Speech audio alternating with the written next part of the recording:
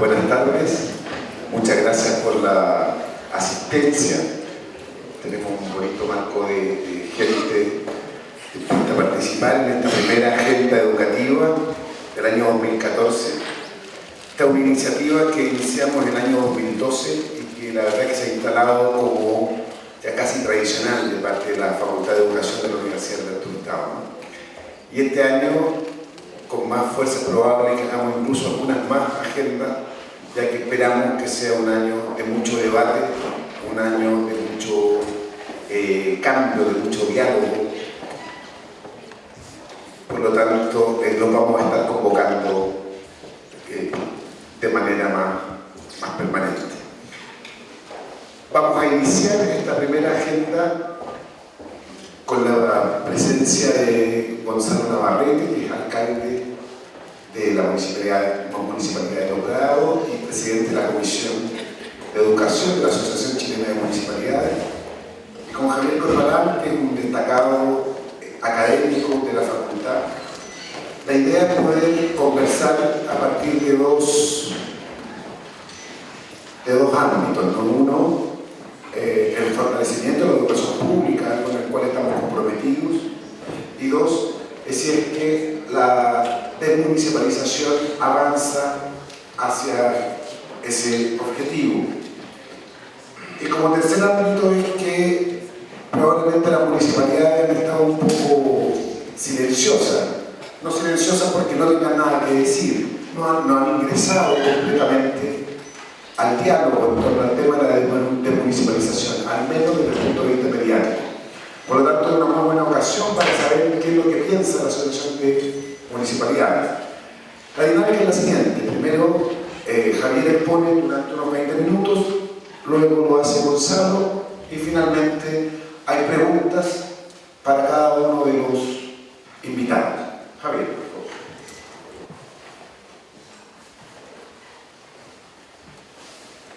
Bueno, buenas tardes. Lo que se olvidó decir, Tino, es que simplemente voy a hacer una contextualización del tema, el plato fuerte, por llamarlo así, de la reunión de hoy, la exposición del alcalde Navarrete. Quería dar, como dije, algunos elementos de contexto respecto al tema de la desmunicipalización y descentralización. Esto de la desmunicipalización y la desmunicipalización son los nombres que en Chile ha tomado el principal debate sobre los niveles de gobernabilidad y de administración del sistema educativo. Hay que tener en cuenta que este debate, lejos de ser exclusivamente nacional y muy lejos de ser solo actual, cruza gran parte de la historia contemporánea de muchos países respecto de su educación. El tema, como es sabido, va también mucho más allá de las instituciones escolares y se refiere a la provisión de salud y a la administración de servicios locales diversos a nivel local. Quienes han estudiado este tema de manera comparativa en otros países observan raíces históricas profundas que se entroncan incluso con las tradiciones religiosas predominantes en el mundo occidental. Así, los países de tradición católica tienden a seguir estructuras, o han tendido a seguir estructuras administrativas centralizadas a la imagen y semejanza de la hipercentralizada y siempre jerárquica de la Iglesia Católica. Ejemplo de ello son Francia e Italia actualmente, España en el pasado y gran parte de América Latina. En contrapartida, los países de tradición protestante, siguiendo la estructura desconcentrada de sus iglesias, tendieron la mayor parte de ellos a crear instancias administrativas con énfasis en los poderes locales. Ejemplo de ello son los países nórdicos, Holanda y Estados Unidos, entre otros. El tema que hoy nos convoca es, por tanto, político, pero también cultural y con profundas raíces históricas. En lo concreto, la discusión sobre descentralización en el sistema escolar se refiere a cuán lejos o cuán cerca de las escuelas deben tomarse las decisiones que les atañen. Como todo tema político, tiene argumentos normativos. Se debe responder a la pregunta de qué hay de bueno y qué hay de malo en que las decisiones que atañen a las escuelas se tomen con una cierta proximidad o lejanía a ellas. De más está decir que no estamos en una discusión sin apasionamiento, o al menos sin que en ella se tome rápidamente partido. Con todos los argumentos, creíble o no, hace rato están cargados hacia las eventuales eventuales bondades de una mayor descentralización de los sistemas educativos en el mundo. En esto, y por coincidencia, es inevitable observar una sincronía entre las reformas pro mercado educativo y los procesos de descentralización en numerosos países, incluyendo en ellos a muchos de los estados latinoamericanos. Ese aire de familia que se produce entre neoliberalismo y descentralización educativa es, sin embargo, una verdad a medias. Por una parte, es cierto que las reformas pro mercado educativo requieren de escuelas con grados importantes de autonomía, de manera tal de que en ellas puedan competir, y que sean responsables de los resultados de su desempeño en esta competencia. Además está decir también que cualquier mercado es un mecanismo de por sí descentralizado. Sin embargo, este argumento omite que en parte de los países mencionados anteriormente, con estructuras descentralizadas, están lejos de tener mercados educativos plenos, tal como lo conocemos en Chile. La descentralización, por tanto, es un requisito necesario de un mercado educativo, pero no equivale absolutamente a aquel. ¿Qué es lo bueno que se ve en la descentralización educativa y en general en los servicios sociales? La literatura del tema hace referencia en este punto a los argumentos de eficiencia, participación y pertinencia del proceso educativo. La eficiencia, por cuanto se supone que una escuela bajo un control cercano a la comunidad tiende a no desperdiciar recursos o a utilizarlos mejor. La participación, por cuanto los apoderados de las comunidades escolares, se supone, se sentirán mayormente motivados a ser parte de la escuela, si saben que su voz será escuchada. Y la pertinencia, ya que parte de los contenidos educativos, se supone también, serán aquellos que mejor se adecúen a las necesidades de la comunidad. Estos resultados, supuestamente virtuosos de la descentralización, requieren, sin embargo, algunos elementos que a veces hemos olvidado en la discusión chilena. Uno de ellos, y que se está presente como posibilidad en nuestro país, es la flexibilidad curricular y más en general de oferta educativa. Claramente, el principio de libertad de enseñanza, tan ambiguo y tan problemático en la discusión educativa reciente, sirve como insumo para argumentar el virtuosismo esperado de la descentralización. Normalmente la descentralización o municipalización en Chile aparece como un fenómeno consensual y reciente, específicamente como un producto de las últimas décadas. En rigor, cabe recordar que ambas cosas no son ciertas.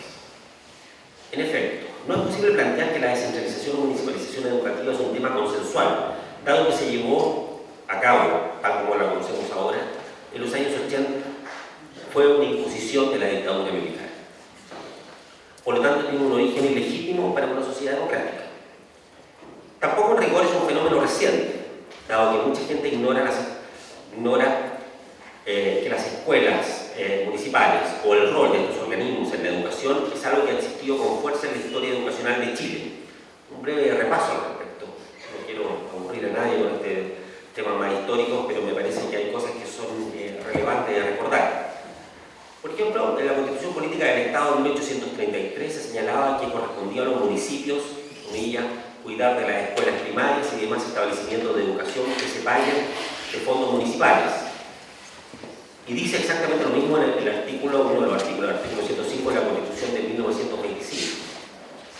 En la ley de instrucción primaria de 1860 se señalaba que los municipios debían tener un rol en los aspectos financieros de las escuelas estatales. Así se menciona en el artículo 12 de esa ley que en cada uno de los departamentos del país la instrucción primaria debía ser costeada, aparte de las rentas generales y de organismos privados, con las cantidades que de sus propias rentas destinarán al mismo fin las municipalidades. Se recomienda. Más adelante, la misma ley indica que dentro de los gastos que debe incluirse está el costo de adquisición de locales y construcción y edificios para las escuelas en aquellos puntos en que las municipalidades no los consideran aparentes. Y el último artículo de esta ley señala que las municipalidades podrán nombrar comisiones para el cuidado y vigilancia de las escuelas, pero estas comisiones no podrán alterar las reglas prescritas por la inspección. Algo relativamente similar en muchos de los aspectos a lo que sucede hoy en día. Como todos sabemos, y como señalé recién, la descentralización educativa entendida como municipalización fue uno de los proyectos refundadores de la sociedad chilena llevados a cabo por la dictadura militar. Varias son las interrogantes que hasta hoy en día se mantienen al respecto, en la pregunta de por qué exactamente se hizo. Pero lo claro es que generó un vaciamiento no solo de la propiedad, sino de la responsabilidad estatal en educación. No sé si conocen El ladrillo. El ladrillo es un libro que se redactó entre los años 72, 73 más o menos, y que se subtitula algo así, las bases políticas y sociales del gobierno militar, que fue la base ideológica al respecto. Está en línea, lo pueden encontrar, que es muy interesante porque sale básicamente toda la idea del proceso revolucionario en Chile. Tiene otro nombre, se conoce el nombre común, es El ladrillo, que da cuenta de los principios fundamentales del régimen militar en materia de ordenamiento económico y social. Al referirse a la bondad de un proceso de descentralización educativa, señala que uno de los sectores más insuficientes del sector público es el área de la educación, donde aparte del extremo burocrático, así está escrito, no existen mecanismos para que el usuario del servicio, padres y alumnos, puedan controlar la calidad y el tipo de educación que se está implantando. Las limitadas experiencias de los últimos años, que han resultado en la mayor participación de los padres y profesores en la administración de escuelas y liceos, han sido exitosas. Continúa el ley. Se estima que la forma más adecuada de abaratar el costo, mejorar la calidad de la educación, es una drástica descentralización de la actual estructura, de manera que sea la comunidad local quien pase directamente a administrar la unidad escolar respectiva. En este sentido, la responsabilidad directa de la formación de los estudiantes estaría en manos de la comunidad escolar a través de los diversos estamentos, profesores, padres de familia, escolares y personal administrativo, y las autoridades comunales y vecinales, quienes elegirían las autoridades del centro educativo, contratarían el personal, controlarían la enseñanza y adoptarían las decisiones en forma autónoma. El Estado, sigue el mismo texto, a través del Ministerio de Educación solo tendría a su cargo la formulación de políticas generales, el control de los requisitos mínimos de promoción y currículum y la obligación de financiar el costo mínimo de cada uno que se estuviera educando. Para ello traspasaría a la municipalidad los fondos respectivos para que estos centros comunales los administraran. Está escrito en El ladrillo, escrito en algún momento entre 1972 y 1973. Se digo en algún momento porque se supone que se empezó a escribir en 1971 o 72 más o menos, esperando el momento de poder aplicar la política. ¿Qué pasa entre los años 90 y 2000? No tengo tiempo de hablar demasiado de eso, pero da la impresión que hay un olvido de que la descentralización educativa es un medio y no un fin en sí mismo, y se le considera como un dato más del paisaje educativo. No hay una contramunicipalización, como todos sabemos, hay un incremento gigantesco, eso sí, del sector particular subvencionado con un conjunto de políticas. Pero se trabaja, los programas de mejoramiento, el conjunto de políticas que hubo en el gobierno democrático trabajaron, como aparece ahí, como considerando como una realidad dada en la descentralización educativa. Ahora, una descentralización de tipo municipal en Chile, lo que hemos visto, lo que se puede argumentar también en otros países, pero particularmente en Chile, es que arrastra problemas que están fuera del mundo educacional.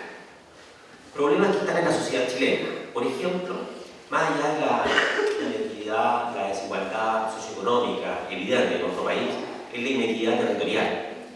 Supone esta descentralización y municipalización, particularmente, la existencia de capacidades similares en cada municipio. Se supone que cada municipio es un administrador, es un pequeño ministerio de educación y supone la existencia de capacidades.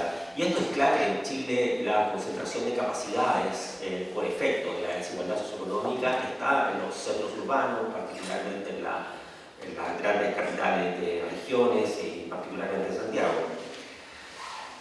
También un proyecto de descentralización educativa debe compatibilizarse con objetivos mayores definidos para el sistema educacional. Y eso parece relativamente claro en los 80, en que se compatibiliza con la competencia y la despolitización del sistema. Parte del texto en ladrillo y algunos textos posteriores educacionales dan cuenta que mediante la descentralización se puede desatar una mayor competencia no solamente de los privados, sino del sector municipal municipal. En los 90 y el 2000 parece haber una armonía o compatibilización entre la descentralización con la idea de la eficiencia y los logros de aprendizaje. En la década actual, la compatibilización debe ser con los objetivos de desegmentación del sistema en armonía con una mayor calidad de aprendizaje. Si es así, la pregunta es cuál es la estructura descentralizada que mejor puede hacer esta tarea, entendiendo siempre que la descentralización es un medio y no un fin en sí mismo en educación. ¿Qué es lo que podemos recoger de lo que se ha planteado en los últimos años, desde que está en cuestión la municipalización?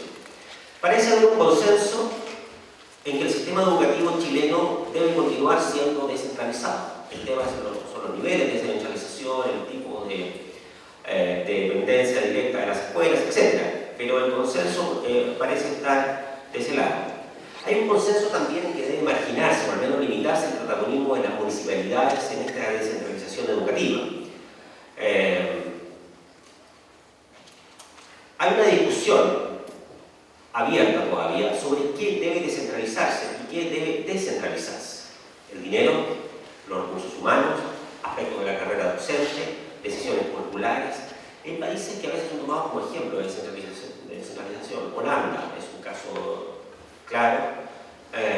Hay importantes niveles de descentralización, incluso de privatización, pero todos los profesores son pagados por el Ministerio de Educación, es decir, se descentraliza todo menos la plata, lo que parece un modelo interesante, por lo menos a los holandeses les ha ido bien con eso. El modelo descentralizado al que se llegue será el portador, y esto hay que tenerlo muy en cuenta, del concepto de educación pública en el país. Y por lo tanto, me parece que lo primero que se necesita es un concepto y un rol para ello. Primero tenemos que definir cuál es el concepto de educación pública que queremos, cuál es el rol de la educación pública, y luego tener un modelo descentralizado que se adapte, se adecue o sea portador de ese rol. Una pregunta que está en toda la discusión abierta es la relación que debe existir entre las escuelas públicas y las escuelas y las particulares subvencionadas que evite el canibalismo escolar.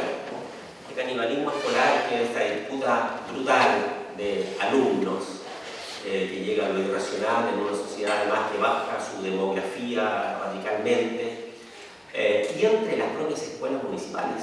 El modo de regulación competitivo hace que esta competencia y este canibalismo se lleve a cabo entre particulares subvencionados y municipales, pero también al interior de cada subsistema.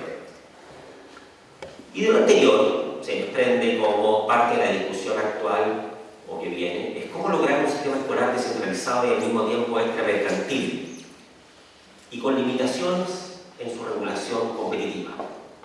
Creo que con eso quedan algunos temas planteados, algunas referencias históricas, y quisiera invitar ahora a escuchar al alcalde de Navarrete.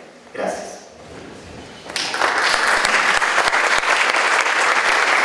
Hola, buenas tardes. Mil gracias por la invitación.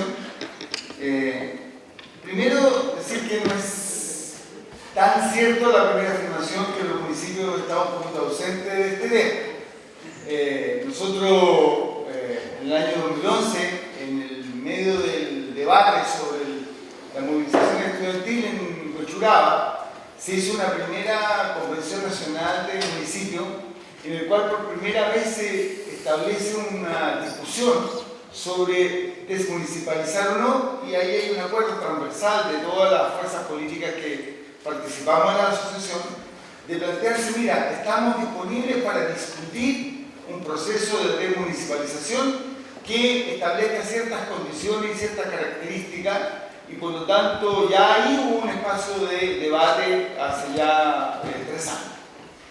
Hay una nueva elección de la Asociación de Municipios en el 2013, y allí se cambia la estructura, y a mí me toca hacerme cargo de la Comisión de Educación. Yo soy médico, vengo de la Comisión de Salud, pero nos hicimos cargo de eso, y la primera definición que hicimos es: nosotros vamos a participar y vamos a activar a la Asociación Chilena de Municipalidades para discutir en serio una manera de desmunicipalizar que establezca condiciones que esto no solo sea ni un proceso financiero, ni solo sea un proceso administrativo, sino que se meta en la discusión de fondo, del corazón de lo que es el tema de la educación y qué rol deben jugar los municipios en ese contexto.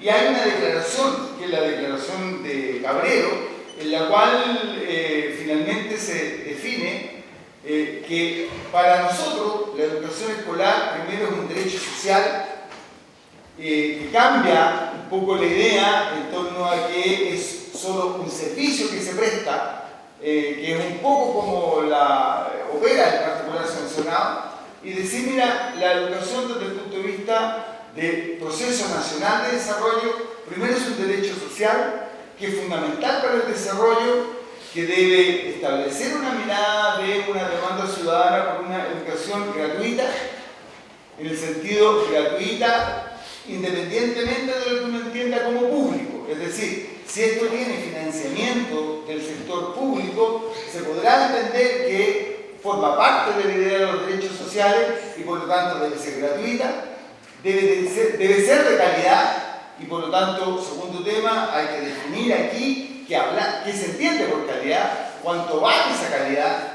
y por lo tanto hicimos una propuesta y hemos desarrollado un trabajo en torno al tema de una mirada de calidad y debe ser sin lucro el entendido de que lo que está en la base de la segunda etapa de lo que se planteaba aquí de la desmunicipalización, en que no es solo un proceso de municipalización, sino que además hay un proceso de apertura al mercado de la educación entendida como un bien privado que se puede comerciar. Y por lo tanto, el sentido de lo que les vamos a plantear y como hemos trabajado es la idea de un derecho social igualitario con calidades exigibles para todos, en que tiene que ser de acceso gratuito y por lo tanto el punto de la competencia tendrá que darse por calidad o por proyecto educativo y no por segmentación como hoy día ocurre, en que los de gratuito estudian todos con gratuito, es decir, tú escoges un colegio hoy día municipal porque no tiene plata y porque te queda cerca, el de 5 lucas porque son 5 lucas la que tengo, el de 10.000, el copago de 10.000, el de 40, el de 50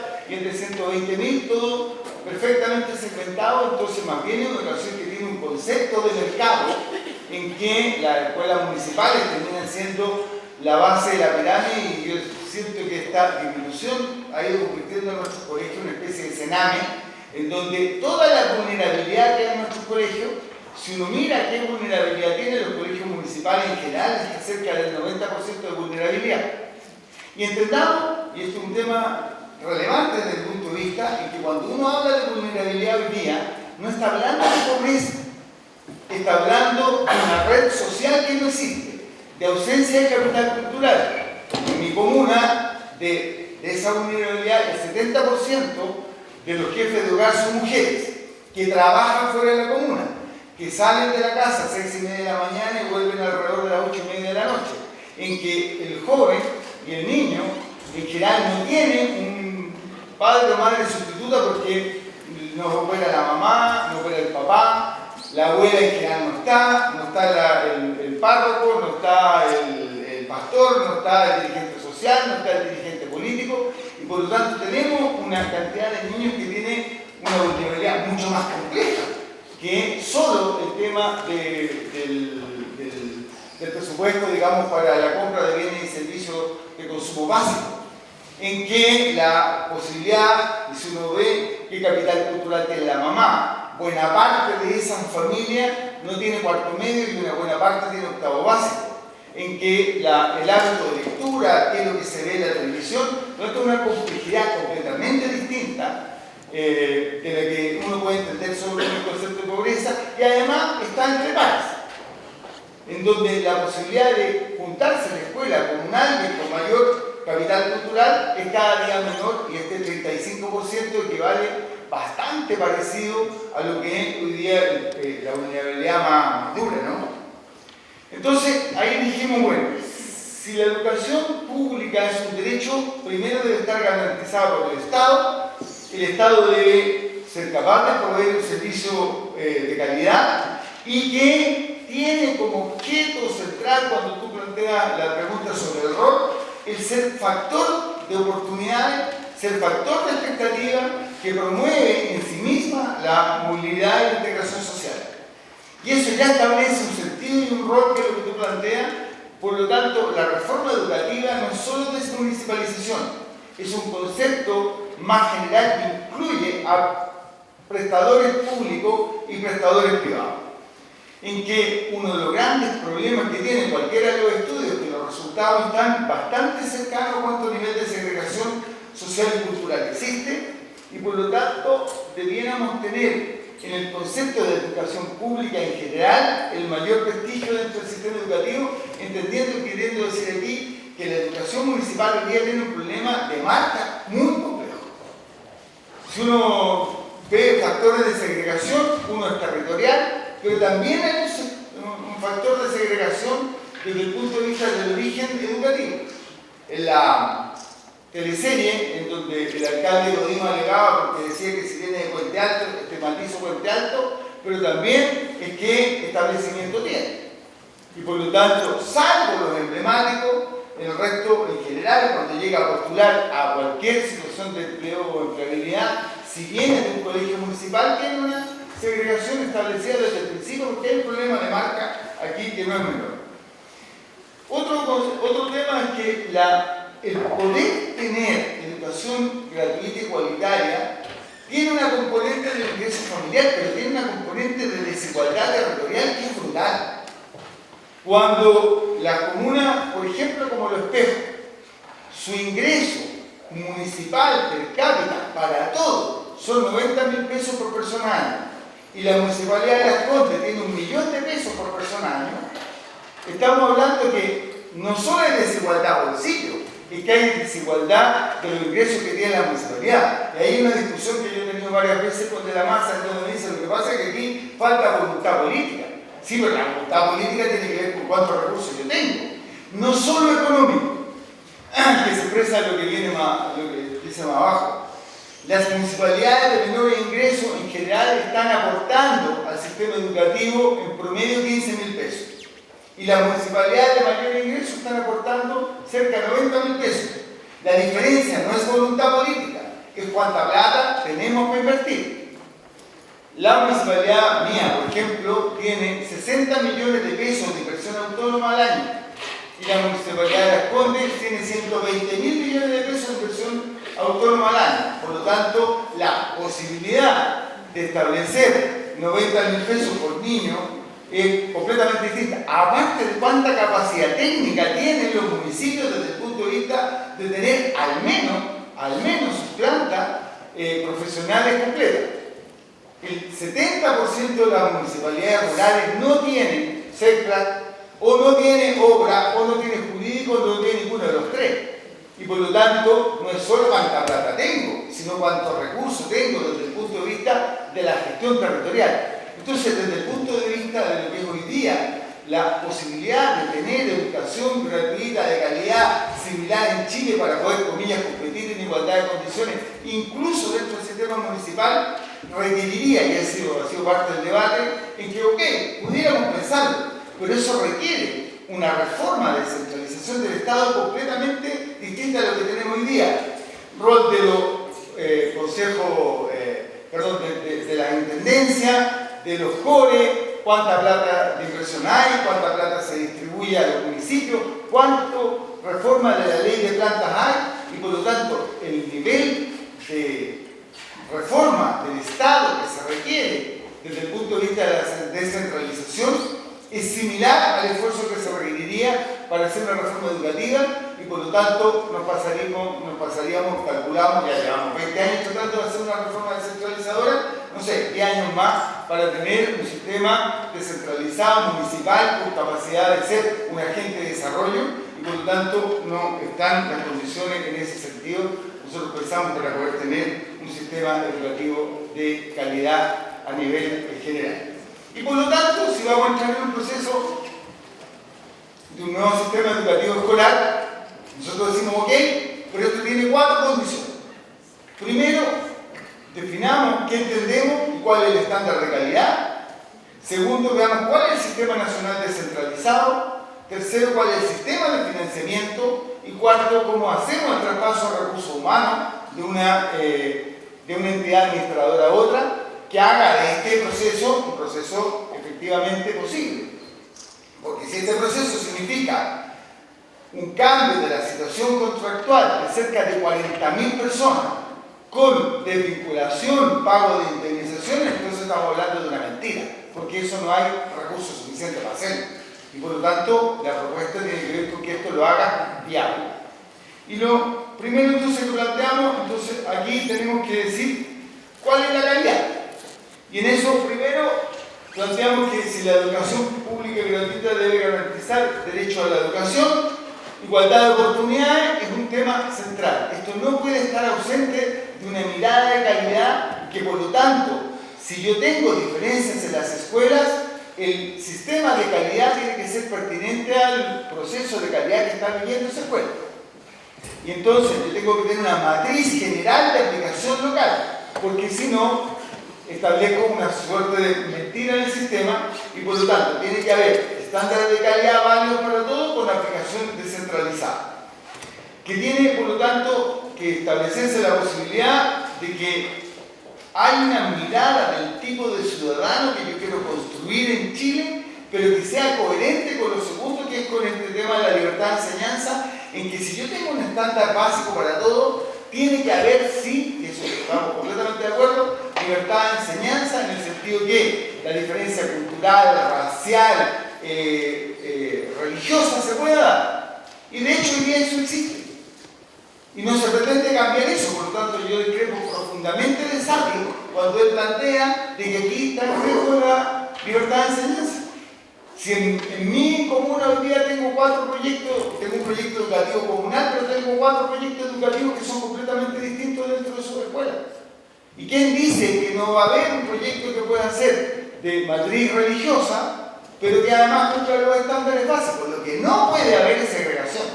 Lo que no puede haber es una limitación desde el punto de vista económico. Lo que no puede haber es que haya segregación desde el punto de vista de los procesos de selección, salvo que yo explicito que mi proyecto educativo es deportivo. Y si la gente no tiene interés en ello, bueno, me cambiaría a uno que sea artístico, que sea científico humanístico, o que sea, como el caso nuestro, intercultural, bilingüe, mapuche.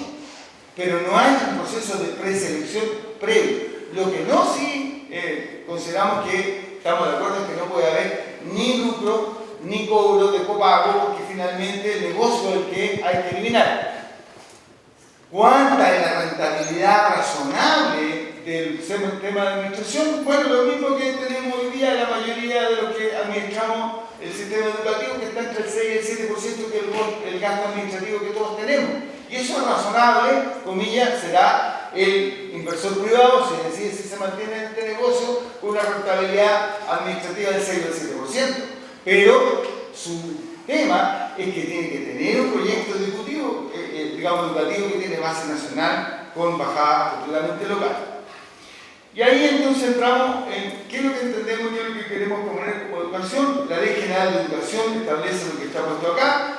Los alumnos, independientemente de sus condiciones y circunstancias, deben alcanzar objetivos generales y los estándares de aprendizaje que se definan en la forma que establezca la ley. Es decir, el símil entre estándar de aprendizaje y calidad es lo que lleva al tema de prueba estandarizada y que finalmente nosotros planteamos que eso, de la manera en que se usa, entendiendo que hay que hacer pruebas, es una manera de semaforización indirecta o directa. Si yo la publico y la coloco, entonces dijo, según eso, si a la gente le dicen que eso es calidad, y el que tiene 220 es de menor calidad que el que tiene 280, entonces yo me voy a ir al de 280.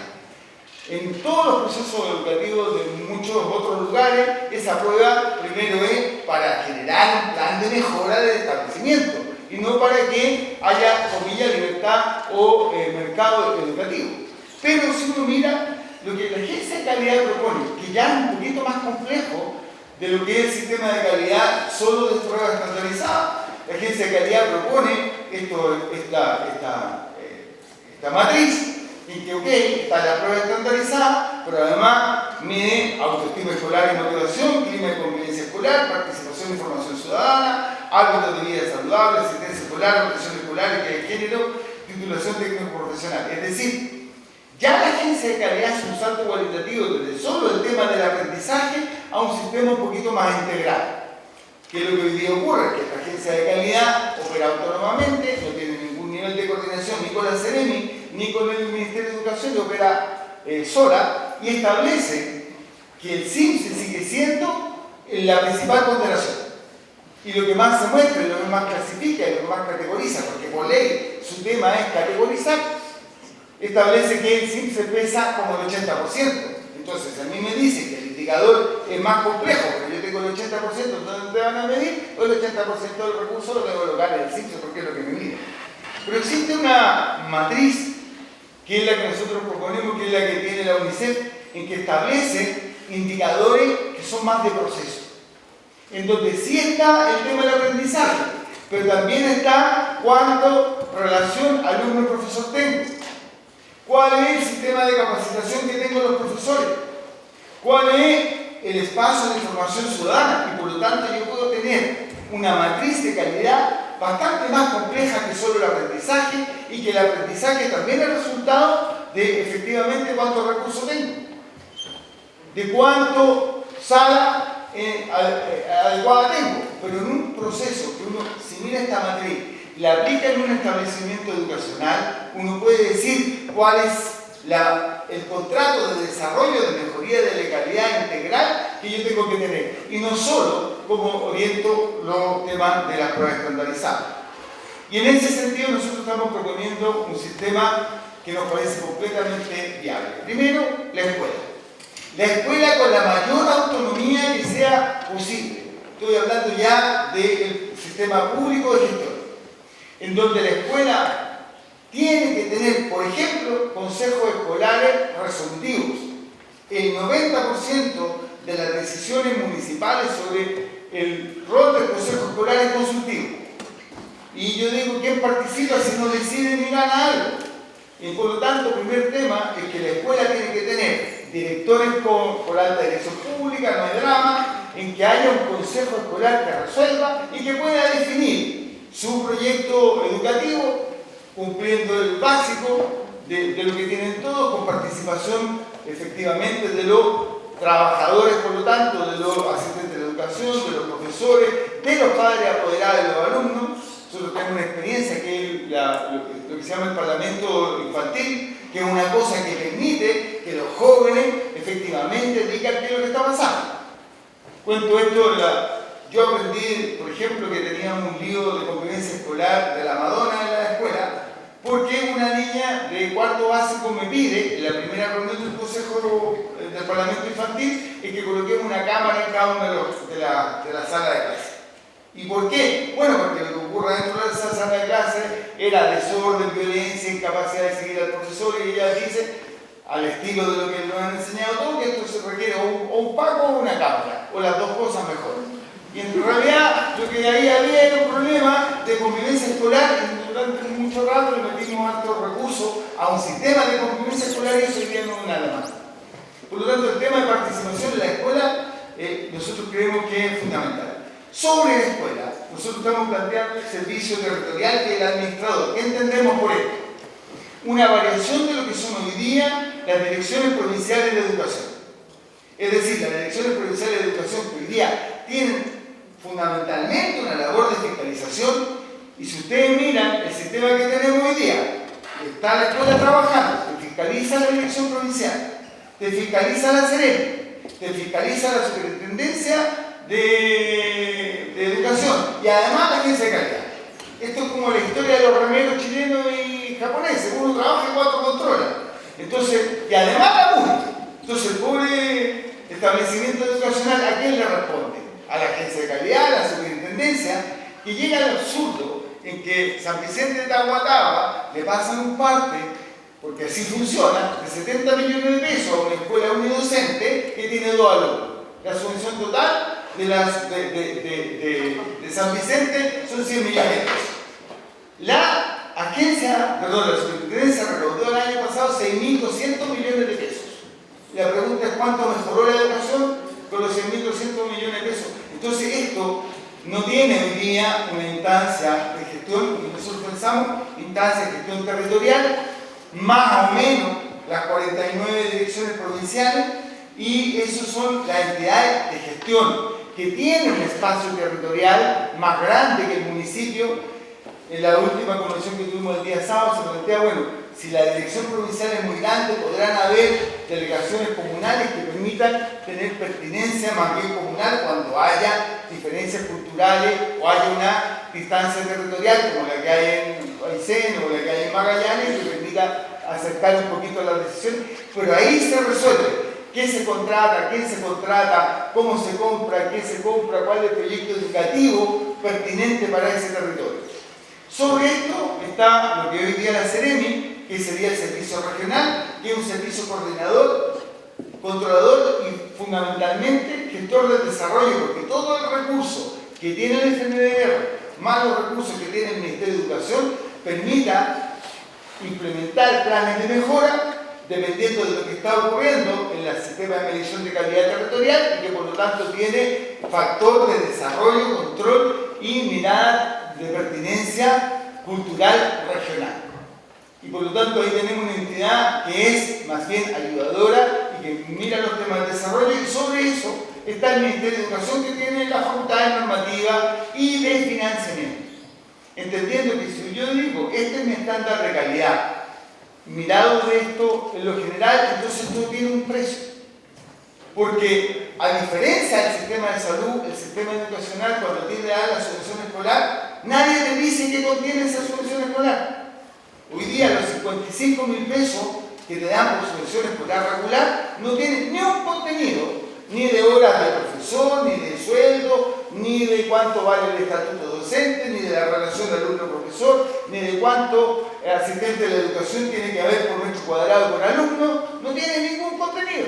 Cuando a mí me dan en el sector de salud el per cápita, me dicen tantas horas médicas, tantas horas matronas, tantos exámenes, y por lo tanto me dice este es el programa familiar y estos son tus resultados esperados. Y el resto me lo pasan por la vía programa.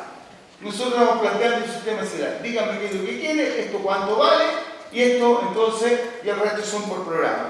Esto es, la gracia que esto tiene, es que los profesores no cambian su condición contractual porque mantienen la condición que tiene hoy día el estatuto docente.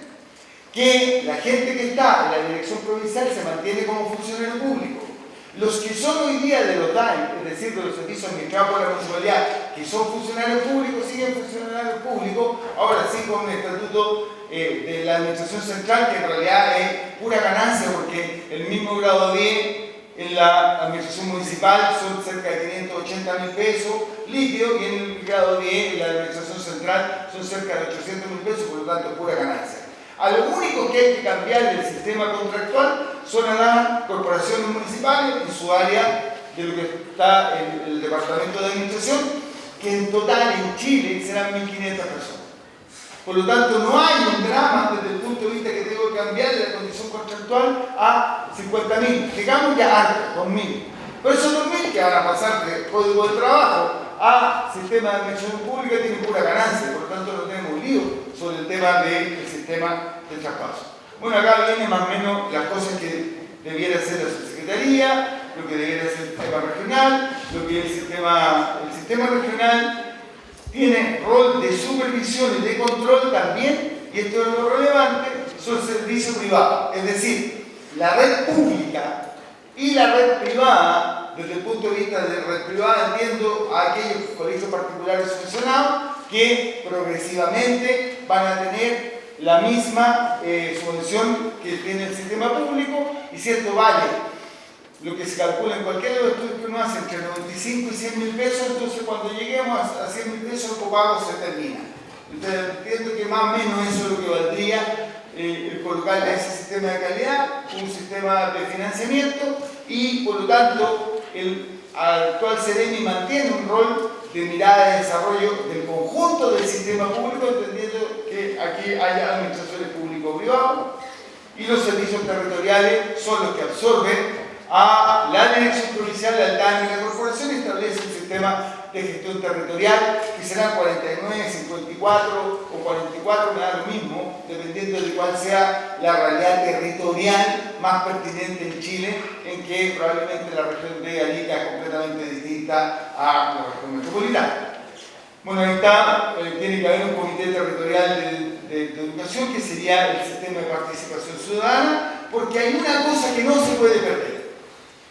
En una mirada de vulnerabilidad, el establecimiento educacional no tiene OPD, no tiene previene, no tiene canchas de fútbol, no tiene piscinas, no tiene canchas de pastos sintéticos, centros culturales, red de buses, que permita que aquello que hoy día aporta el municipio, desde el punto de vista del desarrollo integral de una comunidad que tiene factores de vulnerabilidad, la municipalidad tiene que permanecer aportando lo que es su espacio de desarrollo local, y por lo tanto la actividad del centro cultural no es posible tener una piscina por escuela, pero si hay una piscina municipal, entonces tendrá su rol fundamental en que los jóvenes de esa comuna puedan ir allí. Si tengo canchas de pasto sintético por toda la comuna, ¿qué sentido tiene que el colegio lo tenga? O sea, formarán parte de esto.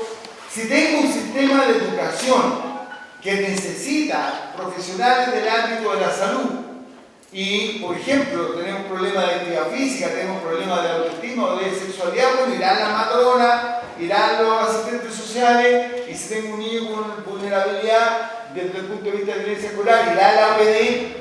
Y en la discusión que, por ejemplo, nosotros abrimos en la municipalidad en torno al tema de sexualidad y autoestima, en que está disponible todo el sistema anticonceptivo, de repente con la conversación con los cabros, con el CONACYT, decía ya, bueno, la manera de protección son los preservativos, pero para conseguir un preservativo tengo lucas para ir a la farmacia, tengo que ir al consultorio, vestido de uniforme, a hablar con la matrona, la estigmatización es total. Entonces ellos dijeron, bueno, como llevamos 2 años en esta historia, coloquen dispensadores en los establecimientos y en los establecimientos de educación media, con matrona incluida y con asistente social, se estableció un sistema de entrega de condones y dispensadores en el establecimiento educacional, cosa que solo se puede hacer si el municipio se mete. Esa parte, que es desarrollo social, nosotros no la podemos perder. Y ahí tiene 2 maneras de hacerse. Una, que es este Consejo Territorial, y segundo, que es la participación de la municipalidad como parte de los consejos escolares. Creemos que no se debe perder. En financiamiento, en suma, nosotros estamos planteando lo siguiente. Primero, un financiamiento mixto, porque basal, es decir, la actual unidad de subvención escolar paga un sistema de calidad básico y tiene un sistema de tipo programa, el CEP, el PIE, de vulnerabilidad y ruralidad, que dice, bueno, aquí necesito un programa de integración, acá necesito una vulnerabilidad, y por lo tanto hago convenio de desempeño entre el establecimiento del territorial con financiamiento de la región, que permita que sobre eso cada proyecto educativo, cada evaluación de calidad permita generar un programa de desarrollo, y por lo tanto de esa manera puedo financiar el DECA. Eso, bueno, hay algunas condiciones de los municipios que, digamos, aquí tiene que... La gracia que nosotros vemos en esto es que el periodo de transición de lo que se demore el debate legislativo no está perdido, porque si uno dice que va para allá, la dirección provincial empieza a trabajar con la unidad de gestión municipal, y la locura que puede ocurrir, o sea, si a mí me dicen que todo año me voy a liberar de esto, dejo de pagar previsión, dejo de pagar los sueldos, hago un sistema en el cual, si en tantos años más se va a hacer cargo del ministerio, por lo tanto yo me desentiendo. Y eso puede ser un riesgo en esta historia. Y por lo tanto, si uno dice, mira, la dirección provincial va a ser la que se va a hacer cargo, hagamos entonces intervención, porque hay mecanismo legal para la intervención de cosas como ocurre en Cerro Navia, en donde cierra colegio, no paga. 3 veces le han hecho un plan de rescate sobre el tema de la previsión, y al final no le sale ni por curado. Entonces uno no puede establecer un proceso en el cual finalmente el Estado espera que te entreguen un sistema completamente desfinanciado en 2 años más. Y desde el punto de vista de los trabajadores y trabajadoras, nosotros creemos que en esto, si uno mantiene esta idea de la sin solución de continuidad, lo que significa que es sin interrupción del trabajo, a mí me costó entender, sin solución de continuidad significa que uno mantiene el sistema contractual y no al revés, como uno pudiera pensarlo de alguna manera. Y bueno, esto implica, si durante los 2 próximos años nosotros tenemos en el presupuesto de la gestión municipal 110.000 millones de pesos este año, comillas de cierta libre disposición, que puede ser o para desarrollar, si es que está en un cierto nivel de equilibrio, o para pagar deuda, si es que está en desequilibrio, si se interviene desde que esta plata que se traspasa, si tú tienes cientos de mil millones de pesos este año, puedes pagar parte de la deuda. El próximo año habrá otra plata para pagar otra parte de la deuda y llegamos de aquí a 2 o 3 años más con un sistema mínimamente equilibrado si es que tenemos estos recursos. Si es que además se cambia el sistema absurdo hoy día de ingreso variable con costo fijo, es decir, el pago por asistencia, que es una locura. La verdad es que eso es la locura total. Estamos diciendo una sola cosa: paguen igual que le pagan a los colegios de la SOFOFA, o al menos como paga la Junji, que con 70% de la asistencia te pagan el 100% de la matrícula. Porque eso está completamente legal. Si el presupuesto de la nación se calcula con asistencia promedio de 90 y los colegios municipales están entre 75 y 80, el 10% eso lo devolvemos a Hacienda. No lo devolvamos este año. Denlo y con eso la verdad es que podemos llegar en un par de años bastante estabilizado el sistema y terminen con una parte de la deuda que se hace por el retiro de los profesores, que el retiro de los profesores te lo cobran por delante de subvención y por lo tanto ahí hay 600 mil millones de pesos de una ley que además no inventamos nosotros. O sea, si él va a retirar a los profesores, ¿por qué no tiene que pagar la subvención regular que además no me dice que está para eso? Entonces, la verdad es que estamos llenos de trampa en ese sentido. Bueno, eso es todo en general, por eso es que nosotros creemos que esta municipalización mirada de esta manera es descentralizada, mantiene la libertad de educación, elimina el lucro, elimina la competencia desleal y por lo tanto podemos tener un sistema nacional de educación que sea coherente, con posibilidad de mantener el tema de los trabajadores, con un periodo de transición relativamente razonable y que haga un aporte como derecho social y como parte de una gestión de calidad. Eso es lo que hemos trabajado. Vale, gracias.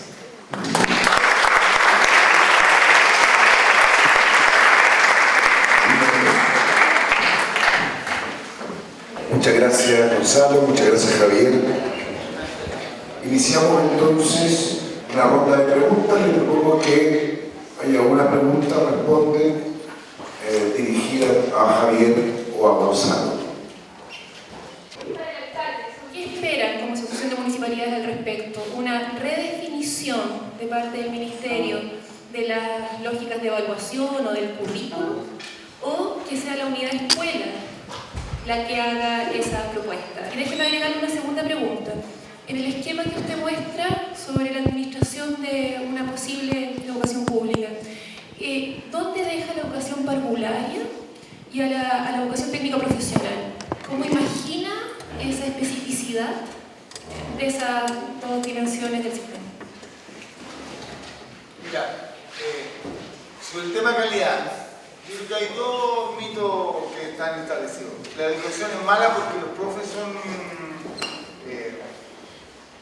no adecuados o porque el municipio administra mal.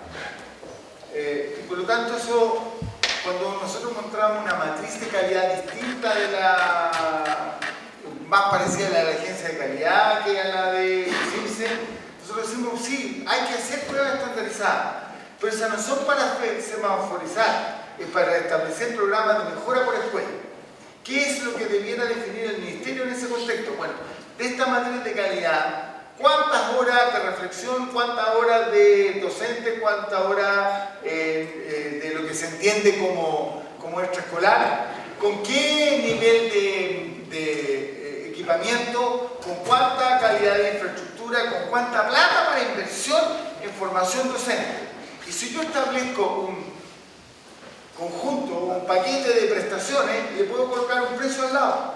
Y el resto, como lo planteábamos, es parte de la definición de la escuela.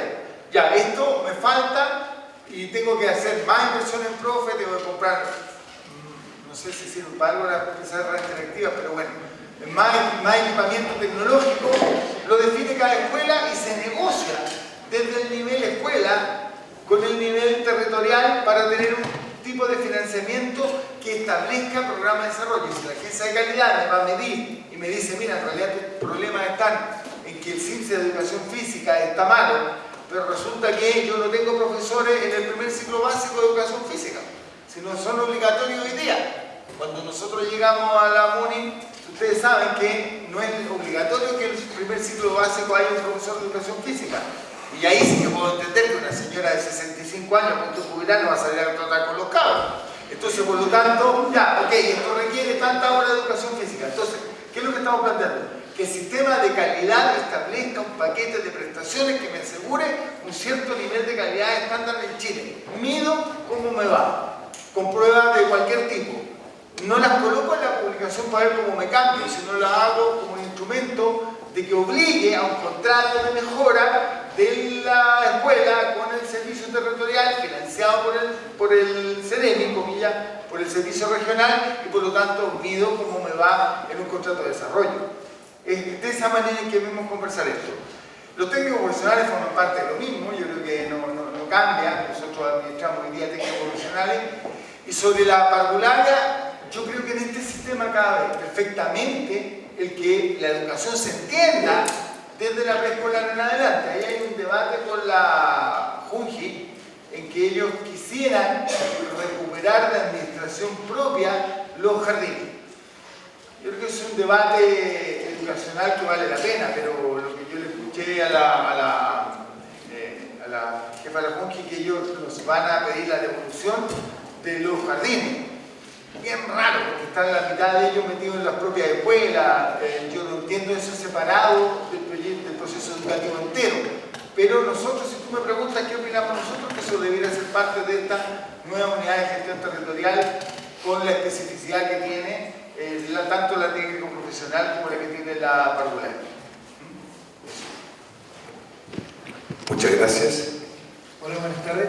Quiero hacer una consulta respecto al diseño que hemos quejado de gestión territorial de los establecimientos. Una gran duda que existe hoy día es cuál va a ser el vínculo o la relación de provisión mixta que tienen los establecimientos, es decir, el sistema público de educación con los colegios particulares subvencionados que, más allá de los cambios en los regímenes en que funcionen, van a seguir existiendo. Entonces, yo tengo dos consultas ahí. ¿Cómo se imagina usted esta vinculación territorial en términos de gestión?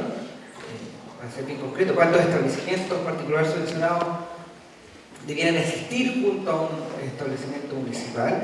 Y dos, una pregunta más contingente respecto al proceso de transición.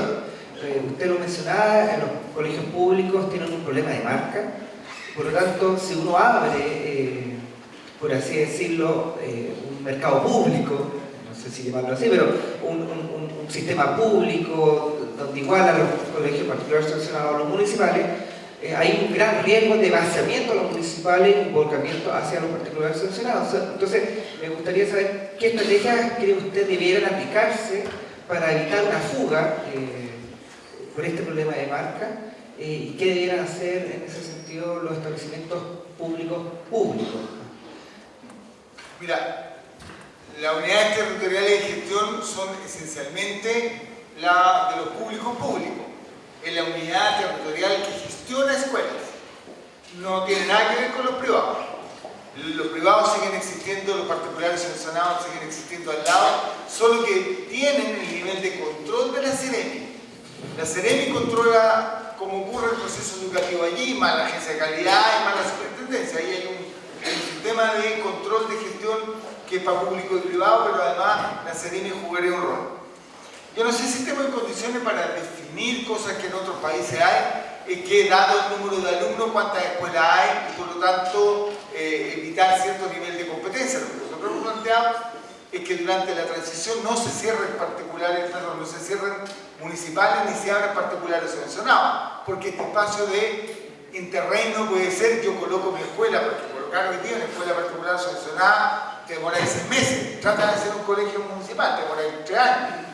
Los requerimientos son distintos, el proceso es distinto, el pensamiento es distinto, entonces ya, ok, hagamos una moratoria.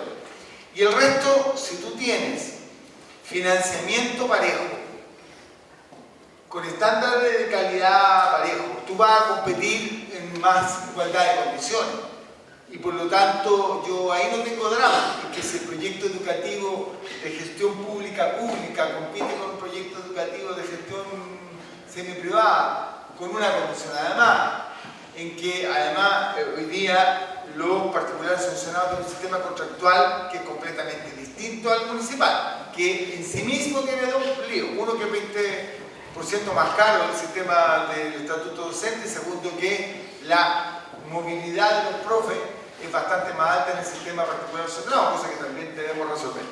En un contexto de igualdad de condiciones, yo no tengo drama en que compitamos.